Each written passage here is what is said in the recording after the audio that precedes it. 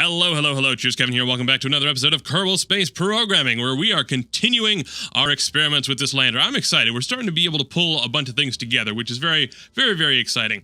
Today, I want to try and improve upon some of the hover stuff that we were working on before. So, the last episode, we got this thing to maintain a kind of a hover or a climb or declimb of a constant speed.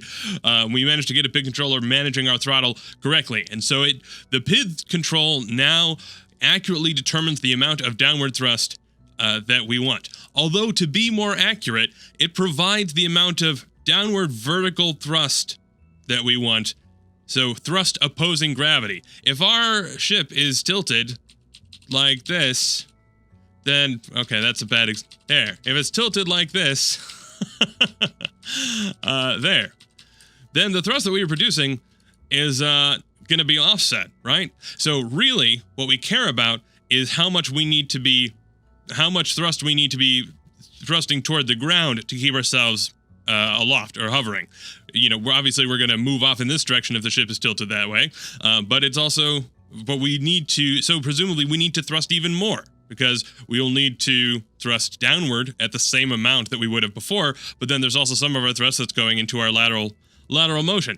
So, in theory, our PID controller should be able to handle this. The integral term should eventually ramp up and account for this, but hey, what did we say in the last episode about abusing the integral term for bad purposes?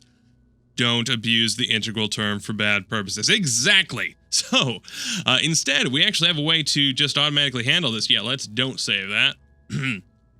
Let's go ahead and open that again, because I do not want to put that thing on the launch pad that way. Let me just make sure I've got the right thing here. Let us go ahead and, yes, manual steering, that's what I want to look at. Let's jump over to the code real quick, and I want to show you something. So this is a script that's very, very similar to what we ran in the last episode, though I don't think I actually walked through it at that point. We set a target thrust to weight ratio at 0. We lock gravity so that it's computing gravity at all of the times. We're locking our maximum thrust to weight ratio based on the ship's mass, which does change, and the available thrust that we have. We lock our throttle to the target thrust to weight ratio divided by the max thrust to weight ratio, and we make sure that never goes above 1, and then we have our PID controller manage the target thrust to weight ratio. So we set the pilot main throttle, blah, blah, blah. We have this PID that uses these values that we got using Nicholas tuning, and yeah, we set a set point to, I have this here to set a set point to 1, so I say I want you to climb at a rate of 1 meter per second, and then I just got these bindings. So if I hit the RCS key, turn the RCS back off, but then increase or decrement the set point if I hit SAS and go ahead and turn SAS off, but increment the set point. So climb or descend at a rate, and let me kind of tweak that in real time. Now, what we had before was this.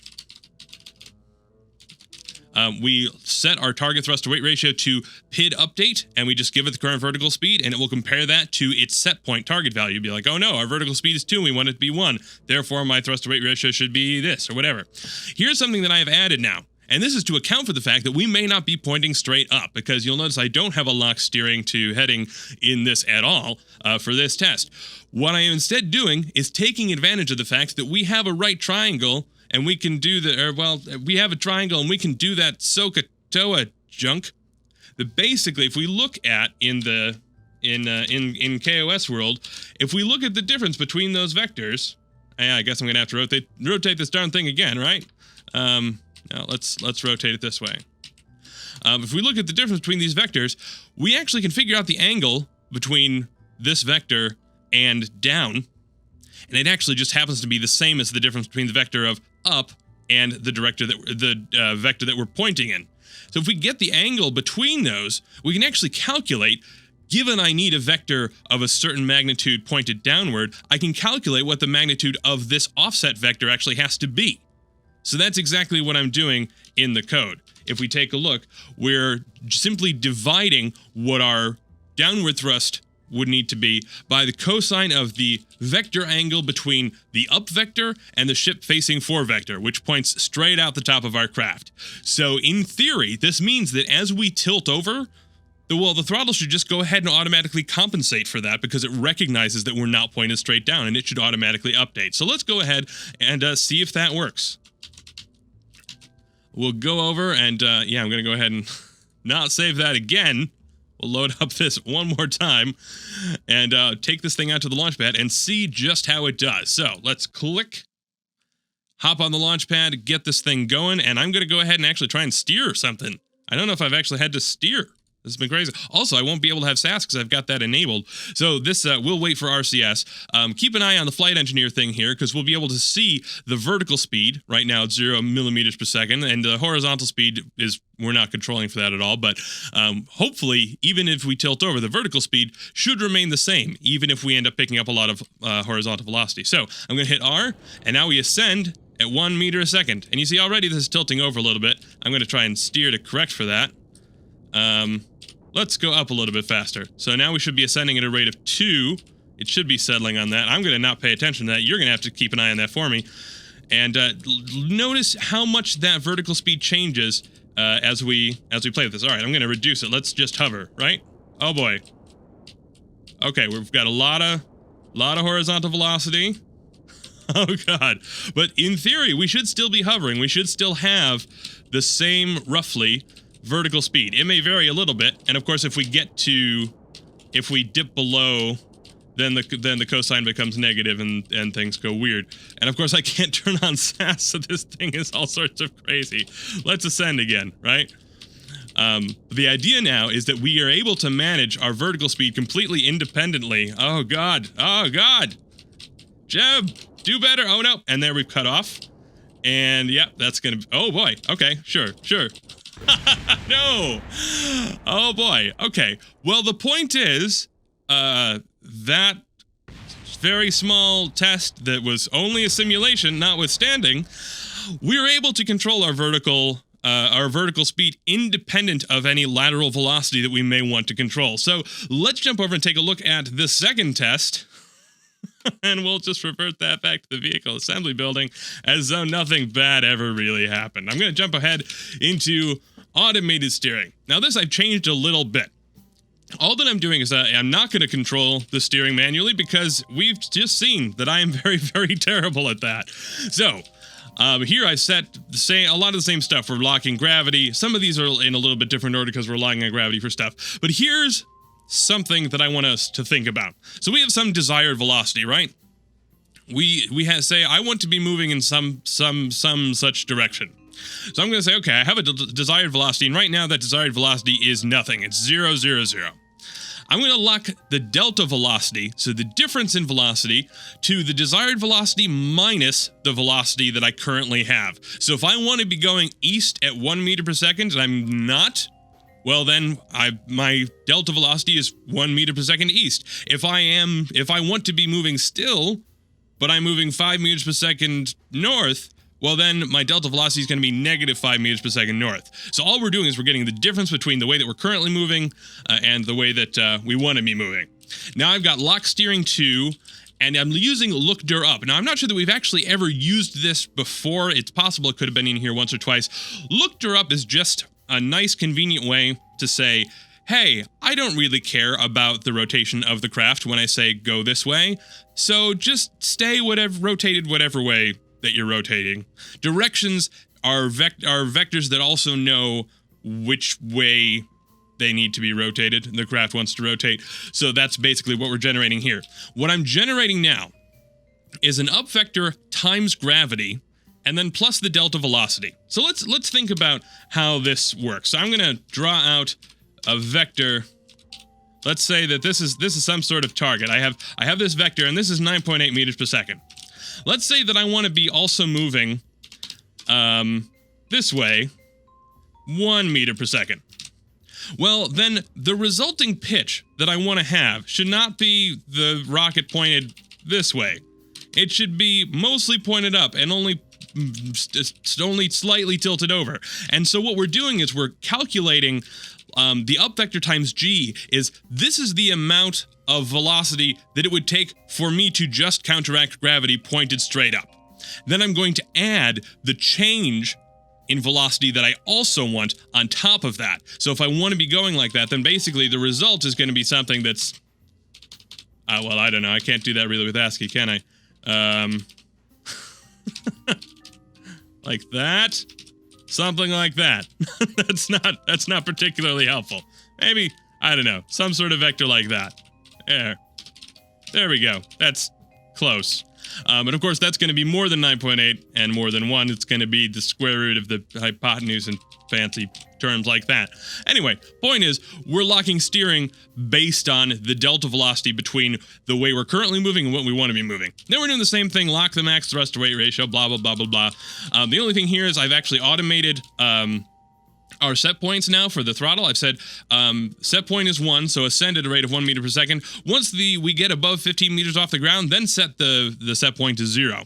Now I've rebound RCS and SAS. All this is going to do is it's going to take my desired velocity, the way that I want to be moving, and it's going to add or subtract 1 east. So that's 1 meter a second in the easterly direction.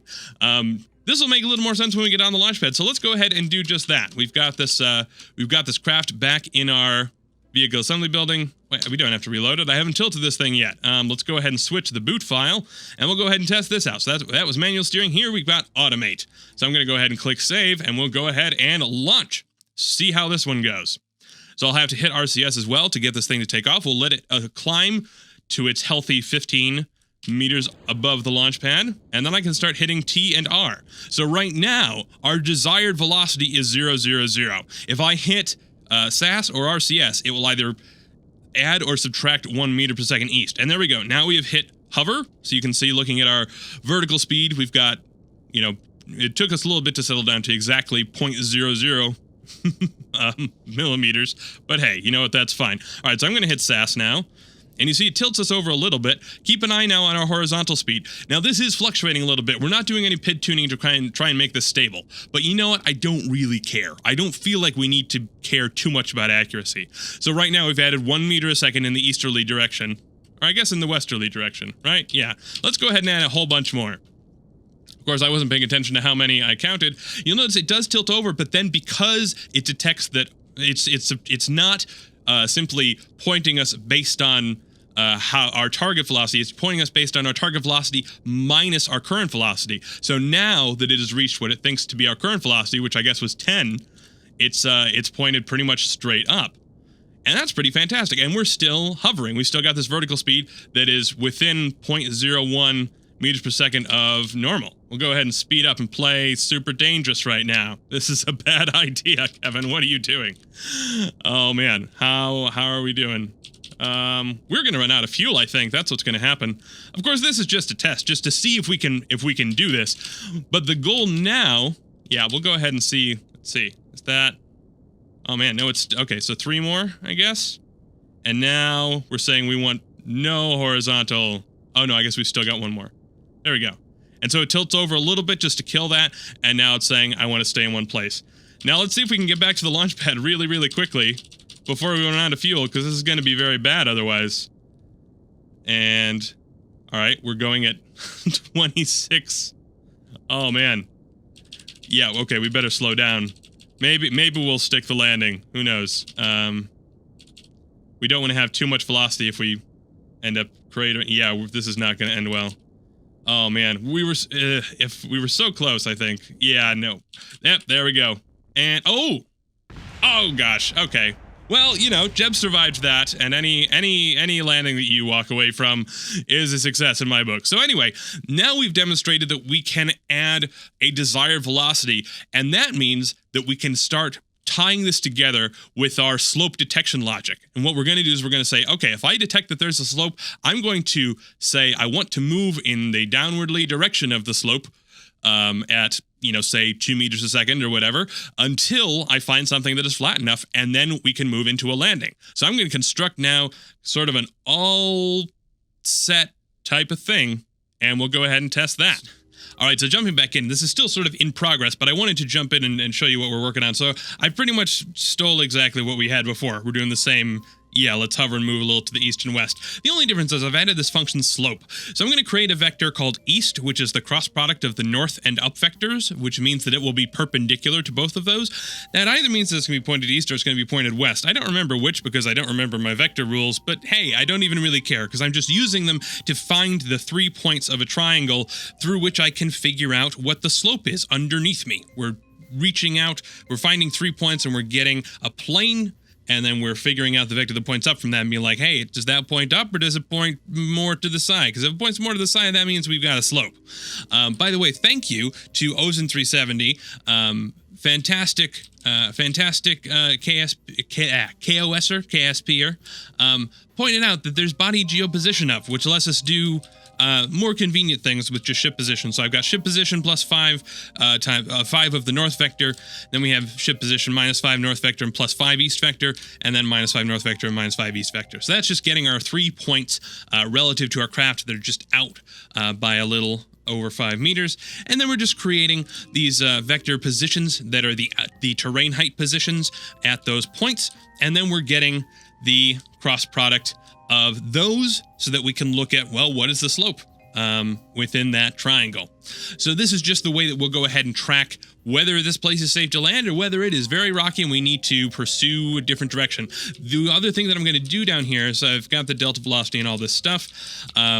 So I've got, let's see, current vec. I'm drawing out these vectors. I'm also taking the exclusion vector. So I'm saying take the slope vector and just subtract any of the up component. All I want to know is which side this happens to go in. So if the slope is leading over to the left, well then all I want is an arrow that points straight to the left, because that's going to be the direction that I'm going to follow. We're going to seek the lower portion until we find a place that is less slopey, hopefully. We could of course seek up, but then would also have to worry about hovering up, and I just don't want to run that sort of risk. Much safer to just say, hey, we'll just go downhill until we find a nice place to land. So I'm going to go ahead. I've got both of those vectors drawing now. Let's switch over to KSP and we'll take a look. I've got to, of course, switch myself over to KSP. So we've got this. I've got this all set up. I have noticed that because I'm drawing the vectors, for some strange reason, I'm not entirely sure why, the pit is having a little bit of trouble keeping altitude. Not really sure what's up with that, but you'll see what I mean in a minute. I'm going to go ahead and print RCS, and you'll see there is the current slope, and it's printing out the angle as well of being 0.1, almost nothing. If I go ahead and start to angle this over, now you'll see, there we go.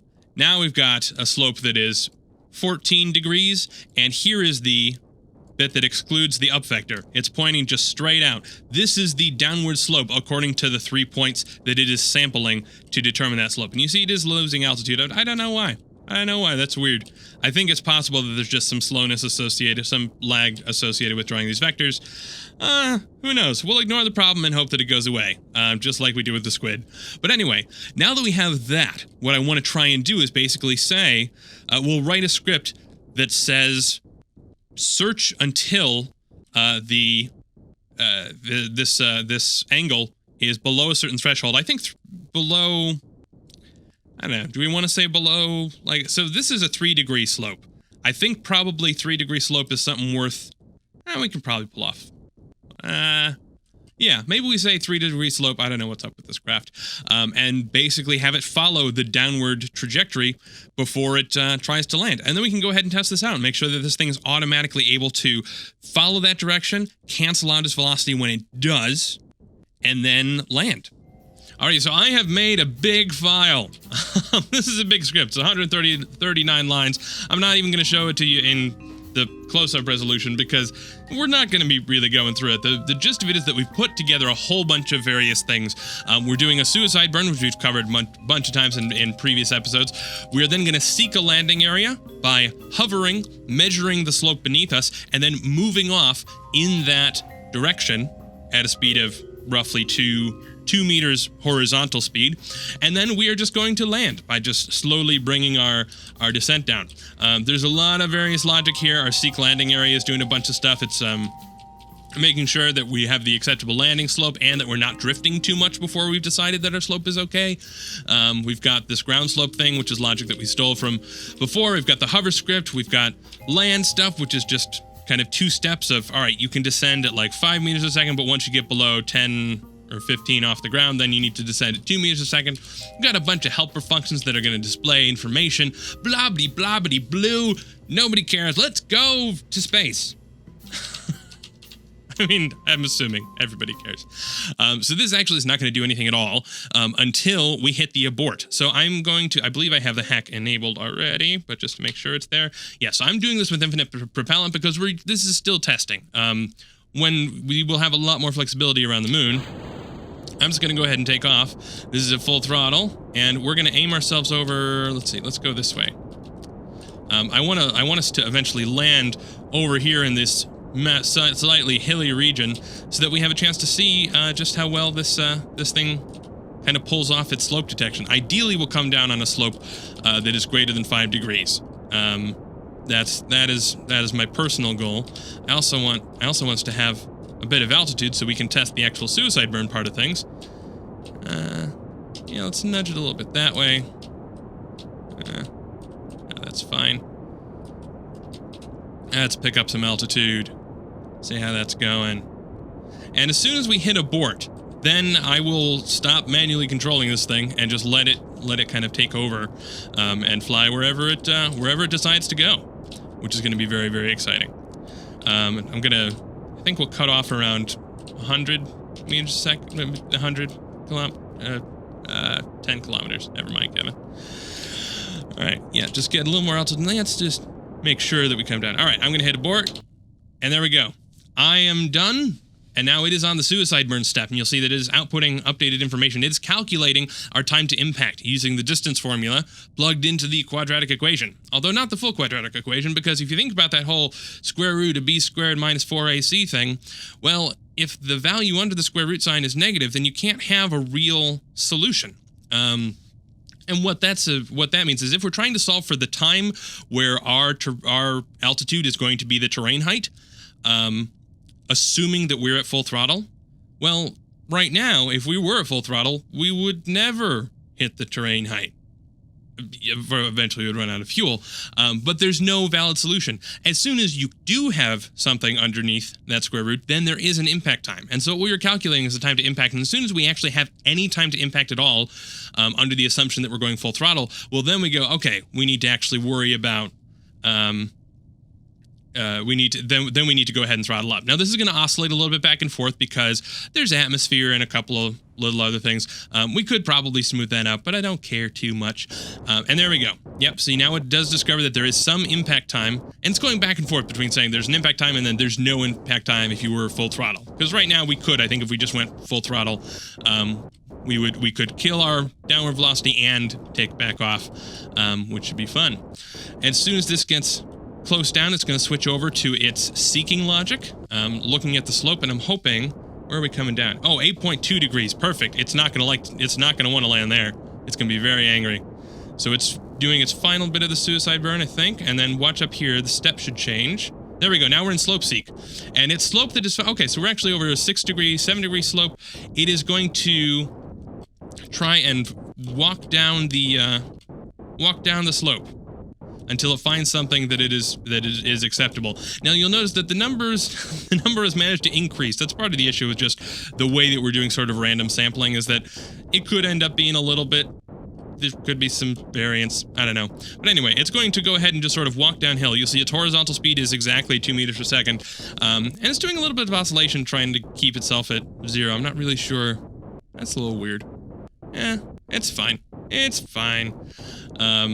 8, 7, so it will not let itself land until it just detects both that the slope underneath it is less than 5 and that it is not drifting more than half a meter per second, at which point it will switch over to just the landing logic, which is going to descend at a rate of, I think 5 meters a second until we get to 15 feet off the ground, which I think we probably already are. Oh no, we're 30 meters off the ground. And then the final descent will be like 2 meters. Okay, so we are going downhill. Basically, it's sampling 3 points. And I guess those 3 points are indicating that, yeah, the slope is this way. And so we're walking our way downhill. We could, oh, and there we go. The slope is there. We found a slope, and now we've moved into the landing phase, and we're down now to 2 meter second landing. And done. Look at that. Our wonderful craft is ready to go. Jebediah finally got to fly something, and didn't have to land it, but he got to fly it, which was exciting. I'm curious now if we actually have, can we do any science here? We may actually, I'm not sure if we've done science. Oh, there's a little bit of science. Sure, let's take that. Let's see. Well, we can do an EVA report. No, that's not helpful. All right. Well, yeah, we're not going to be able to get back in there, so I'm going to have to go ahead and recover this. But with that, I think we are probably close to ready to take this thing over to the moon and see how that goes. Oh, look at that. 0.6 science earned. Fantastic. Let's recover. There we go. Let's recover our wonderful lander. Very exciting. No science for that as well. And I will see you in the next episode. Now, we do actually have to test out that this thing, we can lift this new launcher and this new lander and get it to the moon. So we will have to see. But I suspect we may find ourselves around, not around, but actually on the moon in very short order. So I will hope to see you then. Cheers.